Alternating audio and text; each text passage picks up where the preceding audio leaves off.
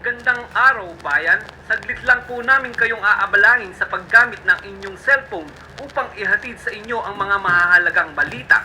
Kasalukuyang pinaghahanap ng otoridad ang mga isang grupo ng Hapon at Pilipino na involved sa pag-i-smuggle ng paltik na baril. Bibigyan daw ng 500,000 piso ang sinumang makakapagturo o makakahuli sa nasabing sindikato. Di totoo yan. Bola lang yan. Anong bola sa sinabi ko? Di mo naman bibigay yan eh.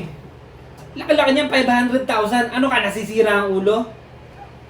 Eh bakit ba marunong ka pa sa akin? Eh ako ang nagbabalita. Baka suntukin pa kita dyan eh. Sige nga, subukan mo. O ano, nakita mo ang hinahanap mo? Sige nga, subukan mo. Aray. Pangina, sakit. Gago ko niya. Ay, totoo. Kailangan malakas.